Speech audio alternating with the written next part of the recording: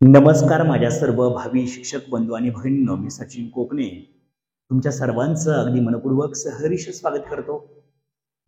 माझ्या सर्व शिक्षक बंधू आणि भगिनींनो, 2022 मध्ये आपण टेट एक्झाम दिली आणि या टेट एक्झामची जी मुलाखत आहे ती मुलाखत 1-2 दिवसामध्ये सुरू होत आहे. 1-2 दिवसामध्ये ज्या निवड याद्या लागणार आहेत त्या निवड याद्यांच्या जोरावरती आपल्याला 1 ते 10 शाळा मिळणार आहेत.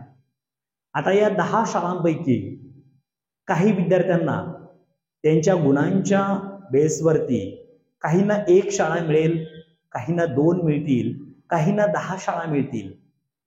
आणि या सगळ्यात महत्त्वाचा भाग म्हणजेच तुम्हाला ज्या इंटरव्ह्यूसाठी शाळा येणार आहे तो इंटरव्ह्यू कशा पद्धतीने फेस करायचा यासाठी अतिशय महत्त्वाचा हा व्हिडिओ तुमच्यासाठी मी माझ्या बंधू आणि भगिनींनो घेऊन आलेलो आहे. व्हिडिओ छोटा आहे, व्यवस्थितपणे एक एक मुद्दा समजून घ्या. या मुद्द्याच्या आधारावरती मी तुम्हाला इथे 2 गोष्टी क्लिअर करणार आहे. एक म्हणजेच इंटरव्ह्यूचे असणारे 15 गुण आणि डेमोचे असणारे 15 गुण. हे 15 पैकी 15 आणि 15 पैकी 15 म्हणजे 15 अधिक 15 15 प्लस 15 असे 30 गुण तुम्हाला कसे मिळवायचे यासाठी खऱ्या अर्थानं हा व्हिडिओ मी तुमच्यासाठी घेऊन आलेलो आहे. माझे बरेचसे विद्यार्थी या माध्यमातून या टेट परीक्षेच्या माध्यमातून जॉईन आहेत. त्यांनी इंटरव्ह्यू दिला.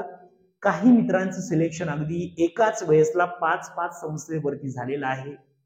आपण जर आत्मविश्वास असेल तर आपलं 10 संस्थेवरती निवड होऊ शकते. 10 पैकी आपल्याला एकच निवडायची आहे. तुम्ही निवडल्यावरती उरलेल्या संस्था ज्या आहेत त्या इतर जो 2 नंबरचा रँकर असतो त्याला ती संस्था जात असते. तुम्ही म्हणणार सर 10 ठिकाणी किंवा माझी 2 ठिकाणी निवड झाली तर मी कोणत्या ठिकाणी जायचं? तर त्यापैकी तुम्हाला जी बेस्ट वाटते ती संस्था तुम्ही निवडा. त्यानंतर दुसरी जी संस्था आहे 2 नंबरच्या रँकरला ती संस्था जात असते. पहिला महत्त्वाचा मुद्दा मला या ठिकाणी मित्रांनो तुम्हाला सांगायचा आहे. निवड यादी जी लागत आहे त्या निवड यादीमध्ये तुमचं नाव आल्यावरती सगळ्यात महत्त्वाचं उदाहरण सांगायचं म्हटलं तर काहींना 10 संस्था येतील, काहींना 4 येतील, काहींना 5 येतील. सगळ्यात महत्त्वाचं म्हणजेच ती संस्था कुठे आहे. संस्थेविषयी तुम्हाला पहिल्यांदा माहिती घ्यायची आहे. ही नक्की संस्थेविषयी तुम्हाला माहिती त्या ठिकाणी सगळ्यात आधी मिळवायची आहे. कारण की तुम्ही त्या ठिकाणी कशाला इंटरव्ह्यूला जाणार आहात. सगळ्यात महत्त्वाचा मुद्दा इंटरव्ह्यूची यादी लागल्यावरती यादीमध्ये मला कोणत्या संस्था आलेल्या आहेत, त्या संस्था आलेल्या आहेत त्या संस्थेमध्ये कोणत्या कोणत्या संस्था आहेत आणि त्या संस्थेविषयी मला काय माहिती आहे ती माहिती मिळवण्याचा प्रयत्न तुम्हाला करायचा आहे. आता पुढचा जो महत्त्वाचा मुद्दा येणार आहे, तुम्हाला या संस्था ज्या आलेल्या आहेत या संस्थेकडून तुम्हाला एक कॉल येईल किंवा त्या ठिकाणी तुम्हाला ईमेलच्या माध्यमातून किंवा इतर काही पत्राच्या माध्यमातून तुम्हाला त्या ठिकाणी इंटरव्ह्यू साठी बोलवलं जाईल. आता पहिला मुद्दा लक्षात ठेवा, इंटरव्ह्यू साठी जात असताना तुम्हाला एक्झाम्पल सांगायचं म्हटलं तर कॉल आला कॉल तर पहिल्यांदा त्यांना विचारा, येताना जे तुम्हाला कॉल करणार आहे त्यांना विनंती करा, रिक्वेस्ट करा की येताना कोणतं साहित्य सोबत आणायचंय, येताना काय काय सोबत आणायचं आहे हे एकदा तुम्ही खात्रीशीर त्यांना विचारा. आता हा जनरल प्रश्न आहे काय काय सोबत आणायचं, तरीही त्यांना आवश्यक असणार आहे. किंवा काही संस्था असं पण तुम्हाला म्हणतील की तुमचे जे डॉक्युमेंट्स आहेत त्याचे 2-2 सेट घेऊन या. तुम्ही तयार ठेवा, 2 सेट तुमचे रेडी पाहिजे. 2 सेट तुम्हाला त्या ठिकाणी रेडी ठेवायचे आहेत. तर कोणते कोणते डॉक्युमेंट्स लागतात, तुमचे फोटो सुद्धा त्यांना लागू शकतात. तर 2-2 फोटो ते मागतील किंवा अदर काही ज्या गोष्टी तुम्हाला पाहिजे त्या गोष्टी त्यांना विचारा, तुम्ही रिक्वेस्ट करा. सर 1-2 मिनिटं तुम्ही बोलू शकता की सर काय काय सोबत आणायचंय, किती वाजता यायचंय, कुठे असणार आहे इंटरव्ह्यू, या छोट्या छोट्या गोष्टी त्यांना 1-2 मिनिटांमध्ये मी विचारू शकता. हा तुमचा पहिला मुद्दा झाला की तुमची नक्की येताना कोणत्या कोणत्या गोष्टी घेऊन जायचंय. आणि दुसरी महत्वाची डेट किती आहे, डेट कोणती असणार आहे, त्यानंतर टाइम कोणता असणार आहे मुलाखतीचा, या सगळ्या गोष्टी व्यवस्थितपणे क्लिअर कर डोक्यात ठेवा. का या गोष्टी महत्वाच्या का आहेत तर तुम्हाला डेट माहिती पाहिजे. दुसरा महत्वाचा मुद्दा म्हणजेच तुम्हाला वेळ माहिती पाहिजे. इंटरव्ह्यू समजा 3 वाजता आहे किंवा 2 वाजता आहे आणि त्या ठिकाणी तुम्ही अगदी सकाळी 8 वाजता गेले, ते तसंही करायचं नाहीये. किंवा इंटरव्ह्यू सकाळी 10 वाजता आहे आणि तुम्ही अगदी 1 वाजता 2 वाजता गेले, तसंही करायचं नाही. म्हणजे अगदी खूपच आधी पण जायचं नाहीये खूप लेट पण जायचं नाहीये. त्यांनी जी वेळ दिली आहे ती वेळ आपल्या सर्वांना मिळवायची आहे. आणि मी आनंदाची गोष्ट ही सांगतो की मीही तुमच्यासारखाच एक अभियोग्यता धारक आहे. मीही 2022च्या टेटमध्ये 124 गुण मला मिळालेले आहेत, परंतु कुठेही आतापर्यंत जनरल कास्टमध्ये असल्यामुळे कुठेही सिलेक्शन झालेलं नाही. आता इंटरव्ह्यूसाठी आहे किंवा फेज 2 संदर्भात आपण बोलणारच आहोत. त्याच्यामध्ये समजा इथे नाही तर फेज 2 मध्ये तरी कुठेतरी संधी मिळेल अशी आशा आहे. नसेल तर पुन्हा टेट 3 ची वाट आपल्याला पाहावी लागेल. परंतु आपल्याला आपलं बेस्ट द्यायचंय. या 4800 संदर्भात जेवढ्या जागा आहेत जवळपास त्या जागांमध्ये आपल्याला आपलं बेस्ट द्यायचंय आणि 10 पैकी एका ठिकाणी आपलं सिलेक्शन करायचं आहे. आता बऱ्याच जणांच्या मनामध्ये हा प्रश्न त्या ठिकाणी उपस्थित झालेला आहे की सर, मी बऱ्याच ग्रुपवरती किंवा एक मित्र म्हणून तुम्ही मला विचारणार की बऱ्याच ठिकाणी पैशांशिवाय काही चालत नाही. हा तुमच्या मनातील गोड गैरसमज आहे. बऱ्याच ग्रुपवरती मी निगेटिव्हिटी पसरवताना विद्यार्थी दिसत आहेत. विनंती आहे माझ्या बंधू आणि भगिनींना, निगेटिव्हिटी पसरवू नका. अगदी 1 रुपयाही काही संस्था घेत नाहीत आणि तुमची निवड करणाऱ्या सुद्धा क्वालिटीला प्रथम प्राधान्य देणाऱ्या सुद्धा संस्था आपल्या महाराष्ट्रामध्ये आहे. हे सुद्धा तुम्हाला मी त्या ठिकाणी सांगू इच्छितो. महत्वाचा मुद्दा येताना काय काय न्यायचंय हे याची एक यादी तयार करा. याच्यासोबत पहिला मुद्दा म्हणजे कोणत्या कोणत्या गोष्टी तुम्हाला न्यायच्यात हे पण तुम्हाला मी सांगतो. पहा, डॉक्युमेंट्स कोणते कोणते घेऊन जायचे ते पण तुम्ही थोडंसं लक्षात ठेवा. डॉक्युमेंट्स कोणते कोणते न्यायचे, डॉक्युमेंट्स म्हणजे कागदपत्र कोणती कोणती सोबत घेऊन जायची ते पण सांगतो. बऱ्याचदा तुम्हाला प्रॉब्लेम येईल. त्यांनी नाही सांगितलं तर मी तरी सांगतो, कमीत कमी तुमचं 10चं मार्क लिस्ट घेऊन जायचंय. 10चं मार्क लिस्ट असेल सोबत तुमच्या. त्यानंतर 12चं मार्क लिस्ट असेल. त्यानंतर तुमचं पीजी जर असेल तर पीजीचं मार्क लिस्ट असेल. त्यानंतर ग्रॅज्युएशनचं मार्क लिस्ट असेल. ग्रॅज्युएशनचं मार्क लिस्ट सोबत असेल जे 9 ते 12 साठी आहेत. त्यानंतर डीएड असेल ज्यांचं डीएडचं मार्क लिस्ट घेऊन जा. त्यानंतर तुमचं बीएड जर असेल तर बीएडचं मार्क लिस्ट घेऊन जा. त्यानंतर बरेचसे जे 1 ते 5 साठी माझ्या बंधू आणि भगिनी आहेत किंवा 1 ते 8 साठीच्या बंधू भगिनी आहेत त्यांना त्या ठिकाणी सीईटी टीईटीचं प्रमाणपत्र असतं. टीईटीचं प्रमाणपत्र सोबत ठेवा. त्यानंतर सीईटीईटी असेल तर सीईटीईटीचं प्रमाणपत्र सोबत ठेवा. ज्यांचं एमईएस सीआयटी झालेलं आहे, एमईएस सीआयटी कंपल्सरी नाहीये.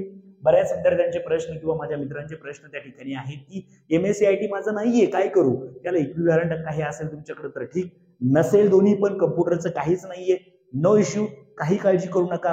एमएस सीआयटी तुम्हाला 6 महिन्याचा कालावधी दिला जातो जॉईनिंग झाल्यावरती. झाल्यापासून 6 महिन्यामध्ये लगेच एमएस सीआयटीला ऍडमिशन घेऊन टाका. एमएस सीआयटी सुद्धा तुमचं होऊन जाईल, काही विषय नाही. आता पुढचं महत्वाचं जे कास्ट मध्ये आहेत तर कास्टचं प्रमाणपत्र सोबत घेऊन जा. त्याच्यामध्ये नॉन क्रिमिलियर खूप महत्वाचं आहे. नॉन क्रिमिलियर सुद्धा तुम्हाला त्या ठिकाणी विचारलं जाऊ शकतं. नॉन क्रिमिलियर सुद्धा तुम्हाला गरजेचं आहे. या सगळ्या गोष्टी तुम्हाला सोबत घेऊन जाणं गरजेचं आहे.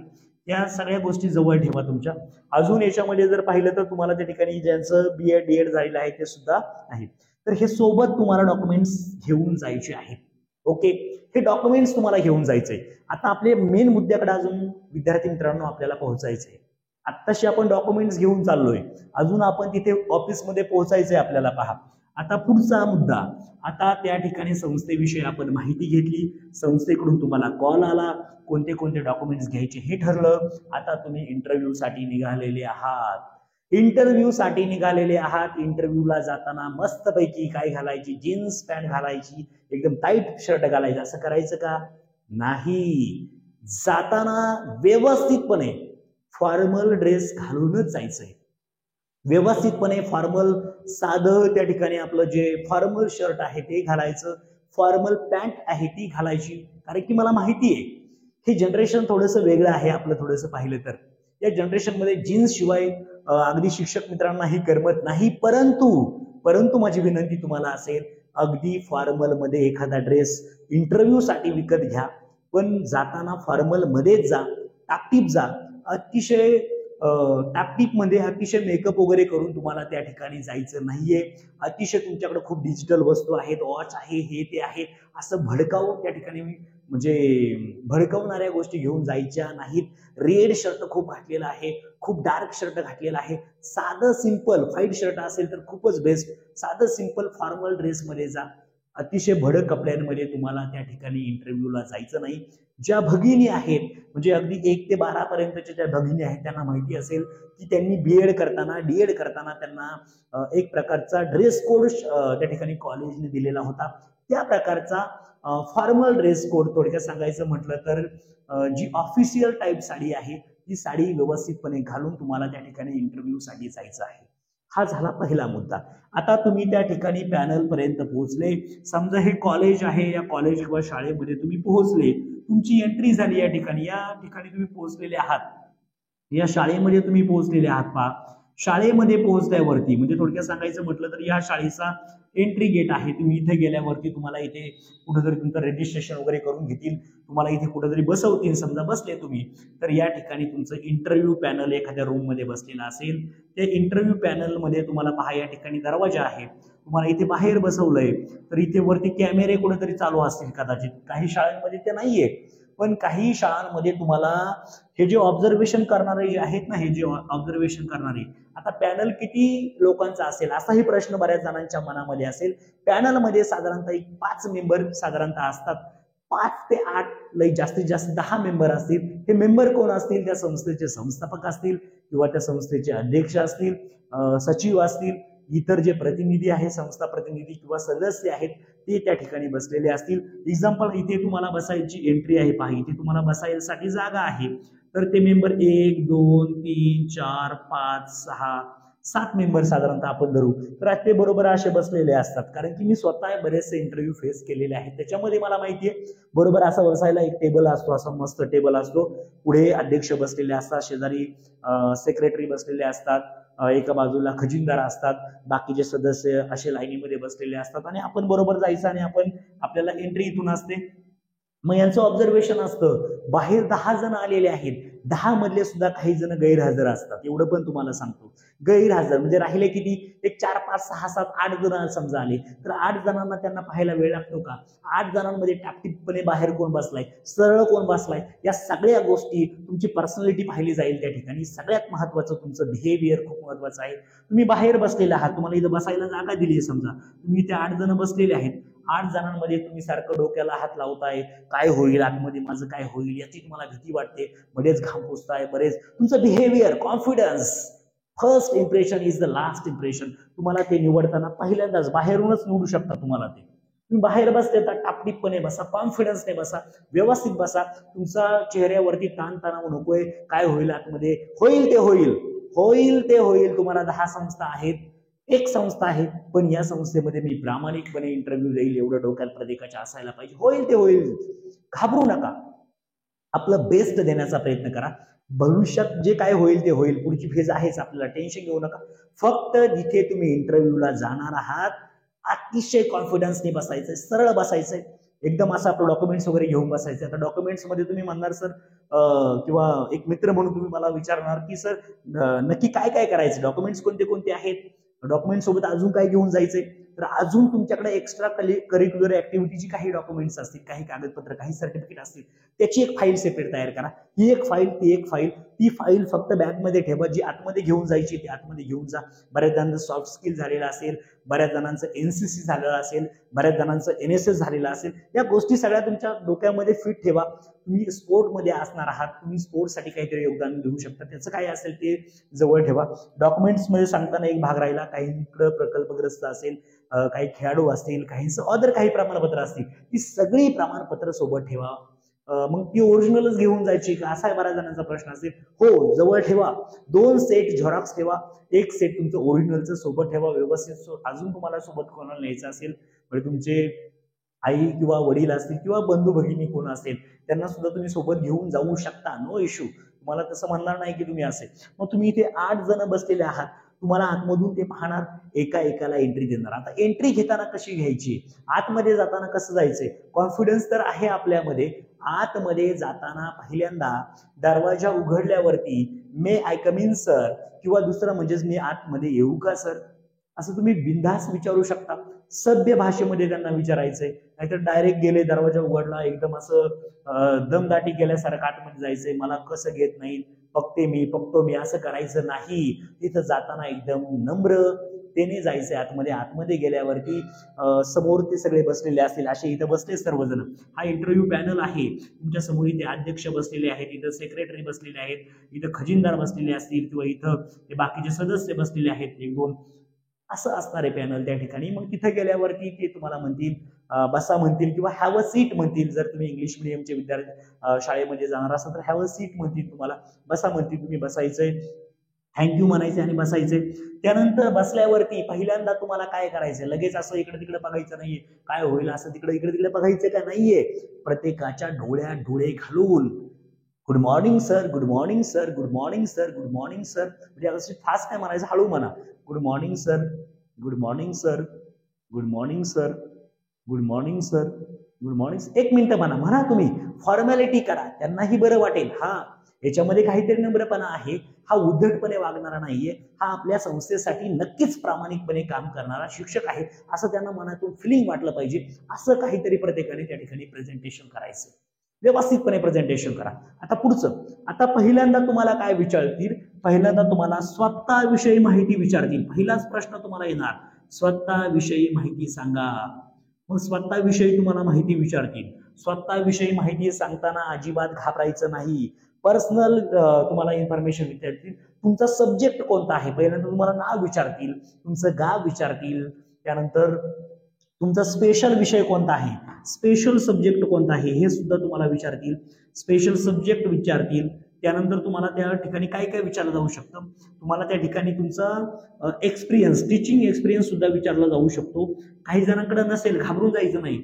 एखादा बाळांनो म्हणजे मित्रांनो मला हे सांगायचंय की एखादा त्या ठिकाणी 15-20 वर्षाचा शिकवणारा शिक्षक सुद्धा घेतला जाणार नाही. म्हणजे काही त्यांना असं पण वाटतं, म्हणजे एखादा 15 वर्ष ज्याची सर्व्हिस झाली तो म्हणून मी 15 वर्ष शिकवलंय, मला 20 वर्षाचा अनुभव आहे, मला 25 वर्षाचा अनुभव आहे, म्हणजे तो थोडासा ओव्हर करतो. ओव्हर करू नका. 15 वर्षाचा असू द्या, 0 वर्षांचा असू द्या, प्रामाणिकपणा, नम्रपणा खूप महत्वाचा आहे. एक वेळेसला 15 वर्षावाला बाहेर पडेल, 0 वर्षावाल्याला सुद्धा घेऊ शकतात. असं नाही की एखाद्याचा 20 वर्षाचा अनुभव आहे तोच सिलेक्ट होणार. नो नो, इथे तुमचं वर्तन, तुमची गुणवत्ता, तुमची क्वालिटी, या सगळ्या गोष्टींचा एकंदरीत तारतम्य घेऊन तुमचं बिहेवियर, सगळ्या गोष्टी पाहिल्या जातील. मग तुम्ही टीचिंग एक्सपिरियन्स असेल तर ते तुम्हाला विचारलं जाऊ शकतं, हे पण लक्षात घ्या. दुसरी महत्वाची म्हणजे तुम्ही फ्युचर प्लॅन तुमचा काय आहे असं सुद्धा तुम्हाला विचारलं जाऊ शकतं. की फ्युचर प्लॅन तुम्ही नक्की आमच्या शाळेसाठी काय करणार, फ्युचर प्लॅन काय आहे, तू आमच्या शाळेमध्ये जर तुमची निवड झाली तर आमच्या शाळेसाठी काय करू शकता. आता मला जर प्रश्न विचारला तर माझं उत्तर असेल, मी उत्तर काय देऊ शकतो, नक्कीच मी या शाळेसाठी 100% देण्याचा प्रयत्न करील. शाळेमध्ये असणाऱ्या सर्वच्या सर्व ऍक्टिव्हिटीमध्ये माझं 100% योगदान असेल. महत्वाची गोष्ट म्हणजे शाळेचा निकाल हा माझ्या विषयाचा 100% लावण्यासाठी मी प्रयत्नशील असेल. एवढंच नाही तर शाळेमध्ये वेगवेगळ्या ज्या स्पर्धा परीक्षा घेतल्या जातात त्या स्पर्धा परीक्षांमध्ये, सर्वच्या सर्व स्पर्धा परीक्षांमध्ये मार्गदर्शन म्हणून मी काम करण्याचा नक्कीच प्रयत्न करेल. दुसरी महत्वाची गोष्ट, संस्थेच्या गुणवत्तेसाठी मला जेवढं काही करता येईल तेवढा मी 100% देण्याचा प्रयत्न करेल. दुसरी महत्वाची गोष्ट, संस्थेने मला ज्या वेळोवेळी ज्या जबाबदाऱ्या देणार आहेत त्या जबाबदाऱ्या देखील मी 100% प्रामाणिकपणे पूर्ण करण्यासाठी कटिबद्ध असेल. दुसरी महत्वाची गोष्ट म्हणजेच आपली जी संस्था आहे, असं म्हणायचं नाही की हे संस्थेचं नाव खाली आहे, असं काही वाकडे तिकडे बोलायचं नाही. ही संस्था आपण उलट त्यांना कॉन्फिडन्स द्यायचं, पॉझिटिव्हिटी त्यांच्या डोक्यामध्ये आली पाहिजे.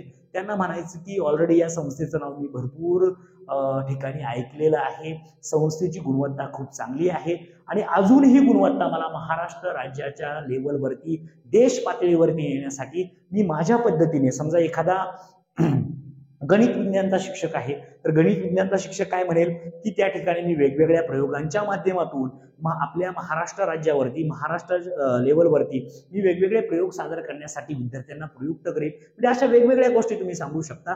जे कॉमर्सचे विद्यार्थी आहेत किंवा जे इतर सोशल सायन्सचे विद्यार्थी आहेत ते सुद्धा त्या ठिकाणी वेगवेगळ्या ऍक्टिव्हिटीमध्ये तुम्ही क्रियाशील किती असणार आहे, तुमची ऍक्टिव्हिटी किती असणार आहे, या गोष्टी तुम्हाला त्या ठिकाणी दिसल्या पाहिजेत. या सगळ्या गोष्टींचा विचार करून थोडासा विचार करा. आता मी तुम्हाला थोडेसे क्लू दिले, या सगळ्या गोष्टींना कुठेतरी मुद्दे हे लिहून घ्या. हे जे मी देतोय ना हे नुसतं ऐकू नका, कुठेतरी कागदावरती लिहून घ्या तुम्ही.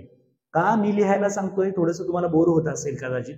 बोर होऊन घेऊ नका. विनंती आहे माझी, मी माझ्या मनामध्ये जे आहे ते तुमच्यापर्यंत पोहोचवतोय, ते कुठेतरी लिहून घ्या. आणि तुम्हाला हे लेक्चर कसं वाटलं नक्कीच व्हिडिओच्या खाली कमेंट्स करायला विसरू नका. व्हिडिओला लाईक करा प्लीज. मी खूप मेहनतीने हा व्हिडिओ रेकॉर्ड करताना मला 4 ते 5 वेळा कट झाले, काहींचे कॉल आले, बऱ्याचदा लाईट गेली, सगळ्या गोष्टी झाल्यात. पण मी तुमच्यासाठी माझा अनुभव शेअर करतोय. वाईट वाटून घेऊ नका. नाही आवडला नो इश्यू. पहा, महत्वाची गोष्ट म्हणजे फ्युचर प्लॅन विषयी तुम्हाला विचारतील. आता महत्वाची गोष्ट, या सगळ्या गोष्टी झाल्यावरती पहा, बऱ्याचदा तुम्हाला त्या ठिकाणी ह्या सगळ्या जनरल गोष्टी, तुमचा इंटरव्ह्यू किती वेळ चालणार आहे ते पण सांगतो तुम्हाला. तुमचा इंटरव्ह्यू साधारणतः 20 ते 25 मिनिटं चालणार आहे. कधी कधी 1 तास. काही जण म्हणतात 1 तास चालेल, काही जण म्हणतात 2 तास चालेल. नाही, एवढा वेळ लागत नाही. साधारणतः मी जास्तीत जास्त मॅक्झिमम म्हणतो 30 ते 40 मिनिटापर्यंत तुमचा इंटरव्ह्यू फिनिश झालेला असेल. तुमचा समोरासमोरचा इंटरव्ह्यू फिनिश झालेला असेल. जास्त काही याच्यामध्ये चेक केलं जात नाही. मी जे तुम्हाला सांगितलं सगळ्यात महत्वाचा तुमचा नम्रपणा, तुमची गुणवत्ता, तुमची क्वालिटी, तुमचं बिहेवियर, याच गोष्टींना 15 गुण आहेत. तुमचे हे 15 पैकी 15 तुम्हाला कसे मिळवायचे तुम्ही ठरवा. प्लॅन करा. तुमचं बिहेवियर कसं आहे, तुम्ही वागता कसं आहे. दुसरी गोष्ट महत्वाचं म्हणजे तुम्ही एकंदरीत टुकार नकोय तिथे दिसायला, टुकारपणा नकोय. मला फ्रँकली सांगतो तुम्हाला, तुमचं बिहेवियर हे सिन्सिअरच असायला पाहिजे. मग अशा वेळेस जर टुकार टाकार जण दिसते तर टुकार टाकारांना डायरेक्ट बाहेर काढणार. हे काही त्या योग्यतेचं दिसत नाही. टुकार दिसता कामा नाही. म्हणजे मी हा शब्द का उच्चारतोय? खरं तर चुकीचा शब्द आहे, पण मी मुद्दाम उच्चारतोय. याचं कारण काय की तुमचं बिहेवियर तिथं खूप महत्वाचं असणार आहे. ते तुम्हाला ह्या 15 मार्कांना मॅटर करणार आहे. भले आपण आहोत कुठेतरी कमी जास्त असणार आहोत, पण तिथं दाखवताना मी खूप परफेक्ट आहे असंच दाखवायचंय तुम्हाला. भले आपल्यामध्ये काहीतरी कमतरता आहे, कमतरता दाखवू नका. तुमच्या पॉझिटिव्हिटी दाखवा, तुमची त्या ठिकाणी असणारे नम्रपणा दाखवा. हा पहिला मुद्दा. आता डेमोकडे जाऊया. हे 20 ते 25 मिनिटे चालणारा हा भाग आहे. हा तुम्हाला सक्सेसफुली त्या ठिकाणी पूर्ण करायचा आहे. याच्यामध्ये जास्त तुम्ही लोड घेऊ नका.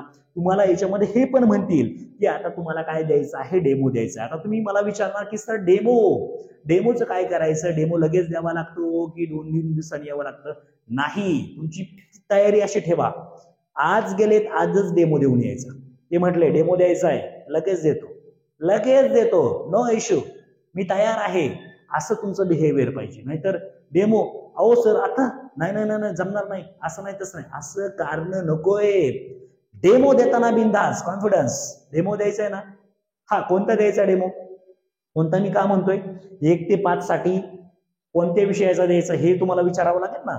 1 ते 5च्या विद्यार्थ्यांना असं नाहीये की फक्त सायन्सच घेतलंय, म्हणजे परिसर अभ्यासच घेतलाय, इंग्रजीच घेतलाय, मराठीच घेतलाय, असं नाही. तुम्हाला विचारावं लागेल. त्यासाठी तुम्हाला लेसन प्लॅन काढा लेसन प्लॅन. मी सगळ्यांना विनंती करतो, अगदी 1ली ते 12वीच्या यांना म्हणतो लेसन प्लॅन काढा. मी काही व्हिडिओमध्ये ऐकलंय लेसन प्लॅनची गरज नाही, लेसन प्लॅन विचारणार सुद्धा नाही, पण बिनधास लेसन प्लॅनची एक फाईलच तयार करा. इम्प्रेशन गेल्यावरती पहिल्यांदा लेसन प्लॅन आहे काय सर, माझं रेडी आहे. कोणताही लेसन सांगा, मी शिकवणार. माझ्या स्वतःचा विश्वास आहे. म्हणजे मी माझं स्वतःच सुद्धा सांगतो तुम्हाला. आता 10 वर्ष झालं मी अगदी 9वी ते 12वीला शिकवतोय. अगदी 9वी ते 12वी म्हणजे अगदी 1ली ते 12वीला शिकवतोय तसं क्लासमध्ये.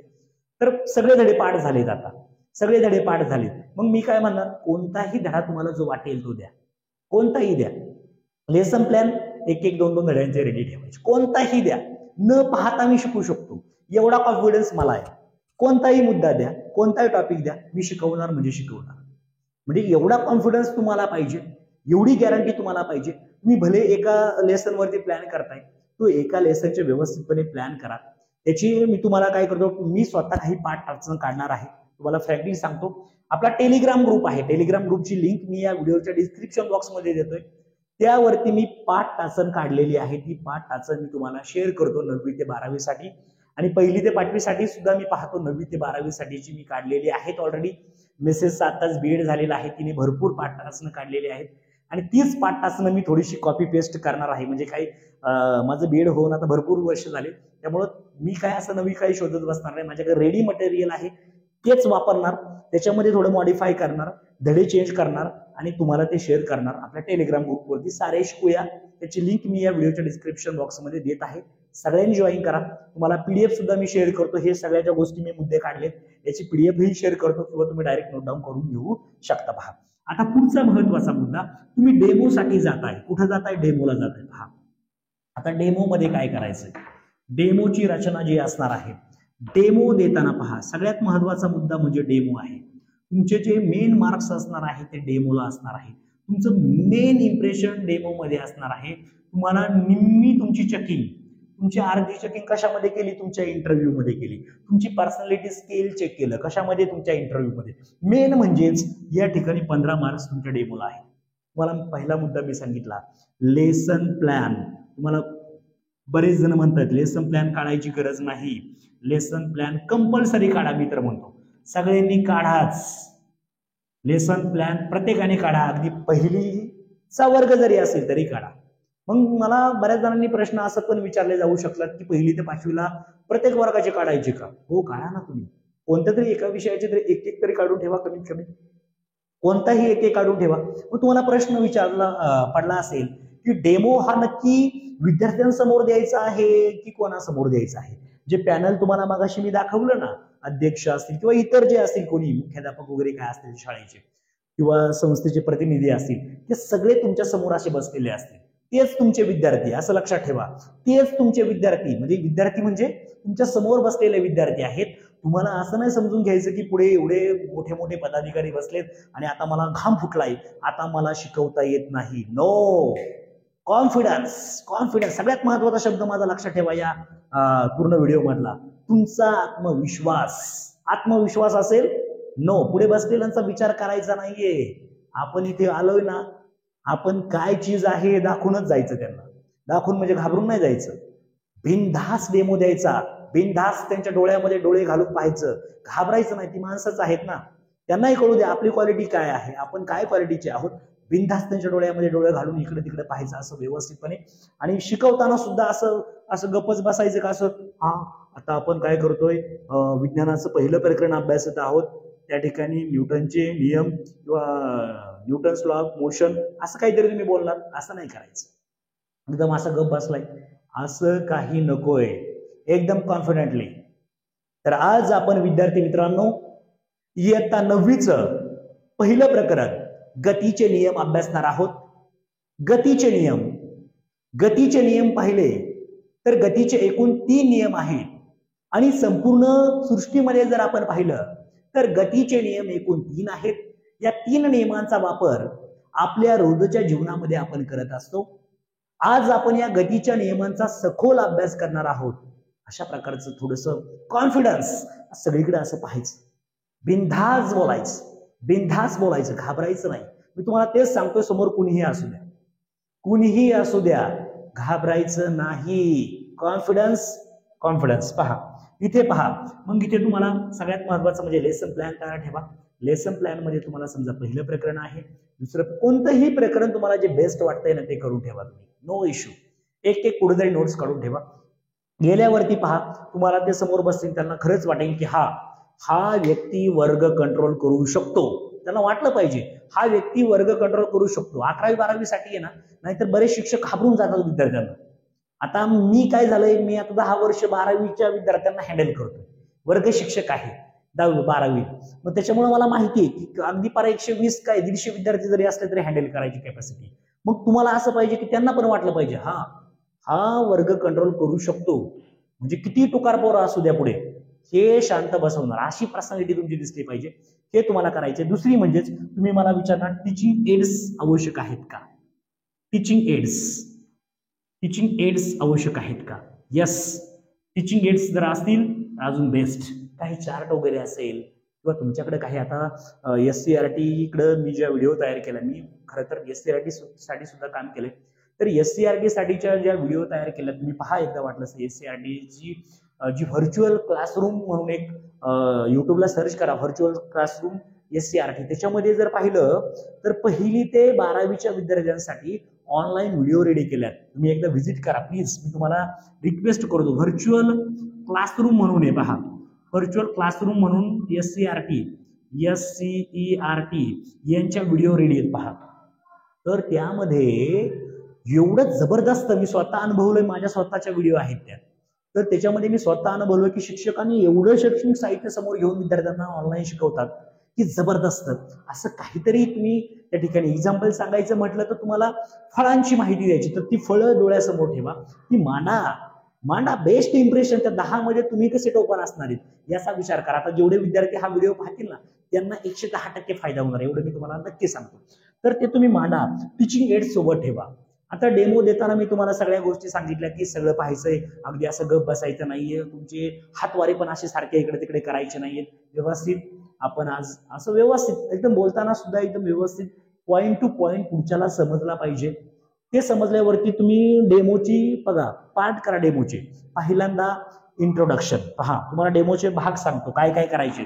आता ऑलरेडी बाळांनो मी बीएडचा टॉपर आहे, तुमच्या माहितीसाठी सांगतो. बीएड कॉलेजचा मी टॉपर आहे. आमच्या गुरुजनांनी भीमाशंकर शिक्षणशास्त्र महाविद्यालय लांडेवाडीचा मी विद्यार्थी आहे. त्या शिक्षकांनी आम्हाला खूप छान प्रकारे बीएडला मार्गदर्शन केलं, चांगल्या पद्धतीने त्यांनी मला मार्गदर्शन केलं. म्हणून मी अगदी 9.73 म्हणजे 9.73% सगळ्या विषयांमध्ये ओ ग्रेड आहे माझ्या बीएडच्या. म्हणजे त्याचा फायदा मला काय झाला तर डेमोसाठी फायदा होतोय. त्यांनी आम्हाला खूप छान लेसन नोट काढायला शिकवल्या. सगळ्यात महत्वाचं म्हणजेच इंट्रोडक्शन द्यायचं आहे. काय द्यायचं आहे? इंट्रोडक्शन द्यायचं, तुमचा परिचय. पहा, लेसन घेताना सगळ्यात माहिती आहे तुमचं बोर्ड रायटिंग. पहा, सगळ्यात समजा पहिल्यांदा तुम्ही एंट्री मारली त्या हॉलमध्ये, हा समजा हॉल आहे तुमचा, तुम्ही इथे उभे आहात, समजा इथे तुम्हाला डेस्क वगैरे दिलेला आहे, इथे तुमचा बोर्ड आहे. बोर्ड पहा, इथे तुम्हाला व्यवस्थितपणे बोर्डवरती संपूर्ण बोर्ड रायटिंग करून घ्यायची. इकडे तुमचे तुकडी असेल, इथे तुमचा विषय असेल, त्यानंतर इतर काही ज्या गोष्टी आहेत. तुम्हाला मी लेसन नोट पाठवतोय, त्या लेसन नोट मध्ये बघा मी सगळं तुम्हाला चार्ट वगैरे करून देतो. ह्या सगळ्या बोर्ड रायटिंग वगैरे करा. बोर्डचे 2 असे भाग करा. एका भागावरती तुमचा समजा पहिला जो नियम आहे पॉईंट, तो इथे पॉईंट लिहा. असं व्यवस्थितपणे तुमचं त्या ठिकाणी बोर्ड रायटिंग सुद्धा पाहणार आहे. असं एकदम टापटीपपणे बोर्ड रायटिंग पाहिजे. असं गिचमेंट नकोय, पण सगळं मिक्स झालेलं आहे असं काही नकोय. असं मस्तपैकी 2 पार्ट तयार करायचे, त्याच्यामध्ये 2 बाजूला 2 म्हणजे असा हा समजा बोर्ड आहे तर मध्ये 2 करायचे. इकडे एका बाजूला वेगळा विषय लिहायचा. काही महत्वाचे आहे, समजा तुम्ही रिॲक्शनचा पार्ट असेल किंवा तुमचा मराठीचा विषय आहे तर मराठीच्या त्या कवितेचं नाव लिहायचं, त्या कवितेचे काही महत्वाचे जे मुद्दे वाटतात ते मुद्दे इथे तुम्हाला लिहायचे. अजून तुम्हाला काही रिलेटेड काही पॉईंट लिहायचे असतील तर इकडे काही लिहा. विज्ञान गणित यांच्यासाठी काही आकृत्या असतील त्या आकृत्या लिहा. कॉमर्सचे माझे जे मेंबर आहेत 11वी 12वीचे, त्यांनी कॉमर्सच्या काही कन्सेप्ट असतील त्या ठिकाणी लिहा. म्हणजे असं काहीतरी वेगळं करा काहीतरी. तुम्ही इथे उभे आहात तर तुम्हाला व्यवस्थितपणे प्रेझेंटेशन करता आलं पाहिजे, मांडता आलं पाहिजे, पुढच्यांना पटवून देता आलं पाहिजे. या सगळ्या गोष्टी तुम्हाला त्या ठिकाणी पॅनलच्या पुढे हँडल करायच्या आहेत. आणि घाबरायचं नाहीये. लिहिताना सुद्धा तुम्हाला आता हा मार्कर सारखा पेन नसणार आहे, कदाचित तुम्हाला त्या ठिकाणी खडूचा वापर करावा लागणार आहे. आता मी सुद्धा बरेच वर्ष झालं खडूचा वापर केला नाही. आता माझं काय होईल, तुमच्यासारखंच होणार आहे, पण मी बिंदास जसं अक्षर येईल तसं येईल. घाबरू नका, पुढच्यांना घाबरू नका, कारण की आपण हा पेन वापरतो, इथं आपलं अक्षर चांगलं येतंय पण तिथं कदाचित खराब सुद्धा येऊ शकतं. तुम्ही सगळं बॅलन्स करायचं, कॉन्फिडन्स ठेवायचा आणि मुद्दे तुमची मांडणी व्यवस्थित करा, बोर्ड रायटिंग व्यवस्थित करा. त्यानंतर तुम्हाला इंट्रोडक्शन व्यवस्थित द्यायचंय. पहा, तुम्हाला तेच सांगतोय मी. पहिला म्हणजे तुमचा इंट्रोडक्शन. तुमचा डेमो पहा किती भागांमध्ये विभागा. पहिला इंट्रोडक्शन द्या तुम्ही, इंट्रोडक्शन द्या. दुसरी गोष्ट, तुम्ही जो लेसन प्लॅन काढलेला आहे, लेसन प्लॅन म्हणजे तुम्ही चॅप्टरचं म्हणजे धड्याचं नाव वगैरे लिहिल्यानंतर पहिल्यांदा इंट्रोडक्शन द्यायचा, परिचय, की मागील प्रकरणामध्ये किंवा मागील इयत्तेमध्ये असं सुद्धा म्हणा तुम्ही. आम्ही जे लेसन प्लॅन काढले त्याच्यामध्ये असंच लिहितो की नाही, आपण काय लिहितो, मागील इयत्तेमध्ये या प्रकरणाला संबंधित असणारा हा भाग आपण अभ्यासला, या प्रकरणामध्ये त्याला संबंधित असणारा भाग आपण अभ्यासणार आहोत, यासाठी आपल्याला या मुद्द्यांचा अभ्यास करायचा आहे. असे तुम्ही स्पष्ट बोला, मांडणी करा. हे तुम्हाला या ठिकाणी मांडायचंय. म्हणजे तुमचं इंट्रोडक्शन त्या ठिकाणी होणार आहे. इंट्रोडक्शन झालं की तुम्ही मिडल पार्टला येत आहे. मिडल म्हणजे मध्य सगळ्यात महत्वाचा भाग आहे. सगळ्यात महत्वाचा भाग, याच्यामध्ये तुम्हाला टीचिंग करायचंय. तुमच्या टीचिंगचा पार्ट असणार आहे मिडल पार्ट. हा मिडल पार्ट असणार आहे. म्हणजे 3 भागांमध्ये विभागणी करा. आणि किती वेळ डेमो द्यायचा हे त्यांना विचारा तुम्ही, सर मला किती वेळ डेमो द्यायचा आहे. त्यानुसार तुम्ही ठरवा. तुमच्या हातामध्ये असं एखादं साधं घड्याळ ठेवा. अगदीच खूप स्मार्ट वॉच घालून गेलोय मी, सारखे त्याच्यावरती कॉल येत आहेत, मग मी सारखा कट करतोय, असं नका. माझ्याकडे पण डिजिटल वॉच आहे, पण मी आता साधं घातलंय तुम्हाला दाखवण्यासाठी. पहा साधं त्या ठिकाणी व्यवस्थित जायचंय.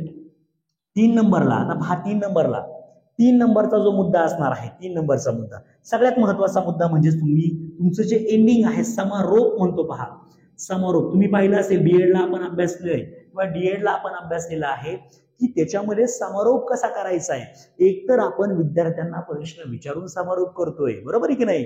समारोप करताना तर विद्यार्थी मित्रांनो, आजच्या आपण तासामध्ये, काही जण लेक्चर इंग्लिशमध्ये असेल तर लेक्चर म्हणतील. पहा आजच्या तासामध्ये आपण या घटकांचा अभ्यास केला.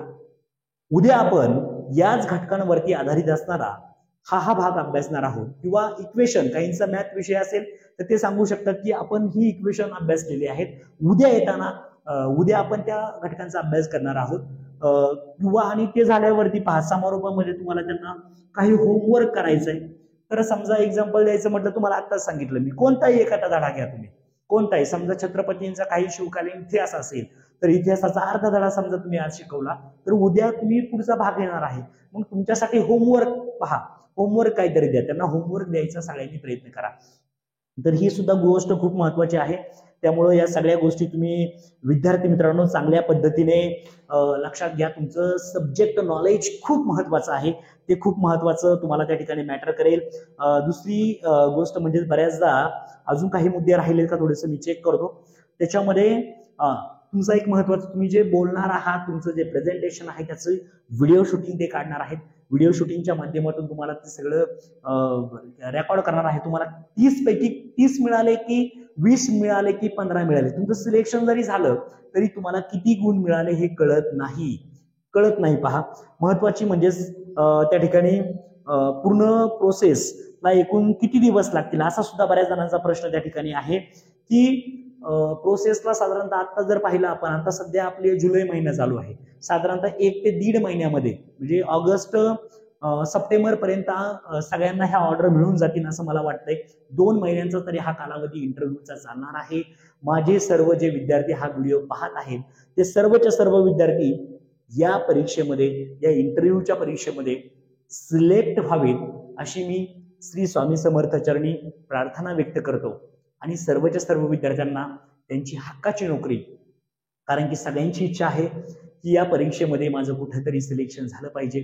माझी सुद्धा खूप इच्छा आहे विद्यार्थी मित्रांनो, तुमच्या सर्वांचे आशीर्वाद माझ्या पाठीशी असू द्या की सरांचं सुद्धा सिलेक्शन कुठेतरी होऊ द्या. 10 ठिकाणी मीही असणार आहे. तुमच्यासारखा मी एक सर्वसामान्य अभियोग्यता धारकच आहे आणि मलाही कुठेतरी सिलेक्ट व्हायचंय. त्यामुळं आता प्रयत्न आपण मी सर्वजण करतायत. मेरिट किती लागू शकतं असाही बऱ्याच जणांचा प्रश्न आहे. मेरिट अगदी जर पाहिलं तर 1 ते 5चं मेरिट खूप कमी लागणार आहे.